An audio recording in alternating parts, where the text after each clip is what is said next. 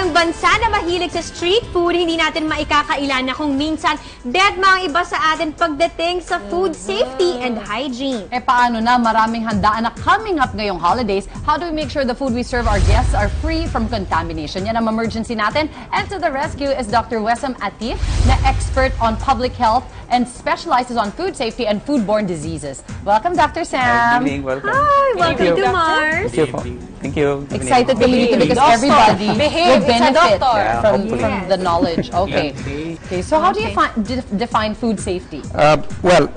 Food safety, this is a very good question because people usually confuse or mix food safety with issues like food quality and nutrition and health and calories and stuff like that.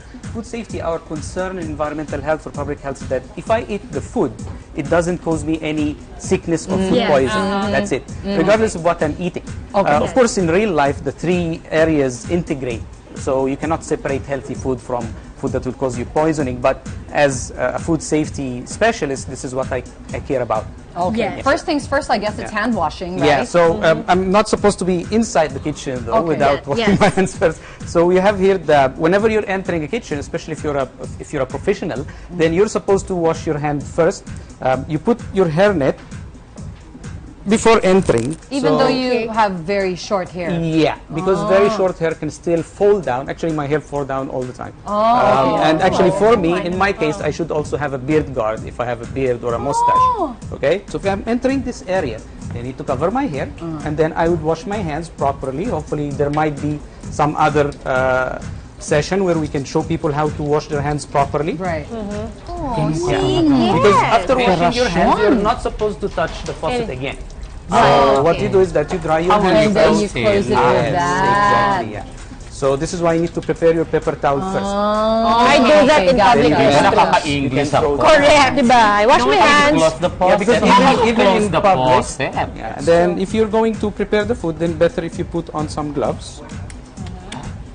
Especially if it's ready to eat. Sa bahay, Hindi. Ako hindi. So anyway, during the preparation, of course, you need to wash everything properly. No need to wash the meat or the poultry because it will only spread the germs. But of course, if you have any vegetables, then you need to wash them properly. Try not to mix them up because this is a concept that we talk about that's called cross-contamination. So usually in the kitchen, we avoid that by different types, either by using different chopping boards. So, for example, you use the green chopping board for veggies. Yeah, for vegetables with the green knife. Color coding. Nice. Love it. Good idea. Or else, if you don't have this kind of facility, then maybe you can wash and sanitize them, Muna. So, this is also a different concept because people think that washing is enough, but washing is not enough. So how do you sanitize? Okay, you have two ways of sanitizing. You can sanitize by high heat, like boiling water. That's okay for like a few seconds, let's say 30 seconds.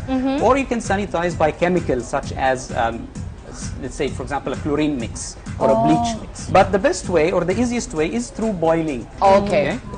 Also, one important thing when you talk about thawing or defrosting the food. Defrosting. Yeah, because what people would do, where is the fridge? Here.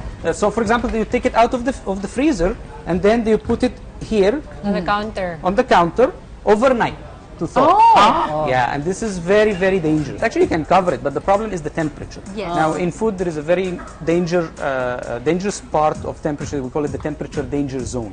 That's any temperature between 5 and 60 degrees Celsius. Okay, so bacteria love this temperature. That's usually the room temperature, the human body temperature. So bacteria love that temperature. Whenever you leave food in that temperature more than 2 hours, actually it should be discarded, thrown away. So after thawing, you have to so cook it within 2 hours. Because if you thaw, you must make sure that the food never goes above 5 degrees after it's being thawed. So you have to thaw it in the fridge. Yes. So what So you're you have going to move to do it to the chiller. exactly. So you need to put it in the fridge, but make sure that you put it in the last or the bottom shelf. Why? Because it might drip on other ready-to-eat food if you put it on top. How many hours can I thaw it in the Well, fridge? it depends, but other options that you have is by microwave. You can thaw through microwave, but make sure that it reached the 5 degrees Celsius. Because the temperature that you need to take it down to from -18, you need to take it up to at least 5 degrees and keep it there until you cook it. Okay? And then during cooking, the other problem is also we need to make sure that there is something called the safe internal cooking temperature. Okay? And this, Okay. yeah. So if you're cooking, for example, pork, then you need to check what temperature did it reach. Did it reach the right temperature? So there is a temperature chart for you to check that.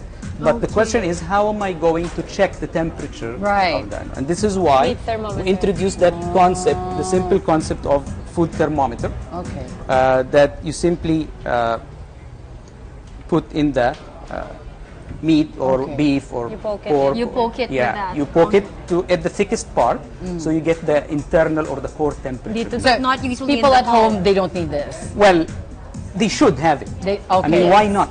Okay. Why not? In case but it's if needed. you cannot, then you cook until the juices run clear, and Okay. to make sure Ah, that, that there is no pinkish or any Yes. addition. But of course, the best recommended way is to Use do the food temperature. thermometer. Okay. That's for cooking. Okay. What about cooling and reheating food, especially during the holidays? Yes, that's very important because after you cook food, well, the best recommendation is don't go there.